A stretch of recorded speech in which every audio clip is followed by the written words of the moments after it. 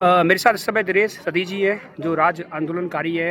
इस जो वॉक के बाद मुझसे टकरा गए और इससे थोड़ा बातचीत करते हैं। कहाँ रहते हैं सर आप?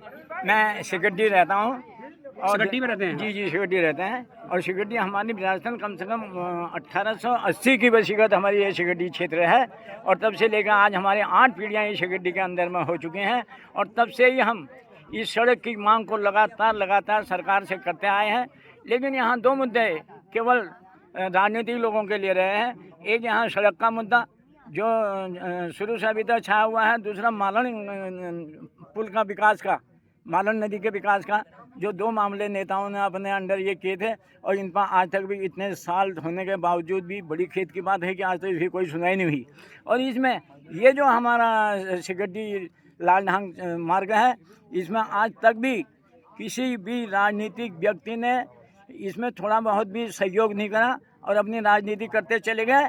और उसके बाद से इसके लिए उन्होंने कुछ भी नहीं सोचा। हमने उत्तराखंड राज्य का निर्माण किया। हाँ सर, मैं आपसे पूछना चाह रहा हूँ, आपने बताया मुझे आप राज्य आंदोलनकारी रहे हैं जी। तो आपने वो समय भी देखा है, वो रोड पे उतरते हुए लोगों को भी देखा है और इस बार भी वैसे हो रहा है जी। क्या लगता है बनेगी कि नहीं बनेगी?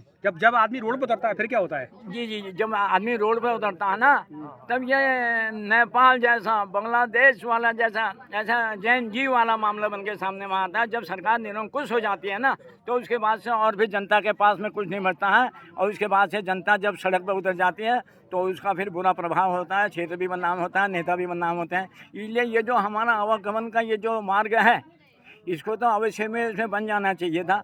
लेकिन कोई भी ऐसा नेता यहाँ पैदा होकर नहीं आया। और इतने साल से ये कार्यक्रम चल ही रहा है। और इतने उत्तराखंड के अंदर में हमने, जबकि उस समय 17 विधायक रहते थे, यूपी के अंदर वो प्रतिनिधित्व करते थे। तो उत्तराखंड राज्य का निर्माण करने के बाद से हमने यहाँ 70 विधायकों को जन्म दिया।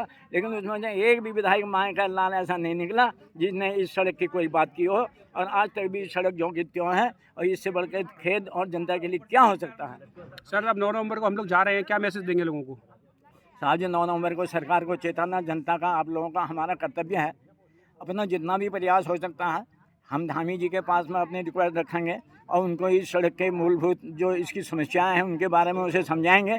लेकिन मैं समझता हूं यदि आप लोगों का शिष्टमंडल वहां जाता है ना, तो अवश्य में इस पर सरकार विचार करेगी।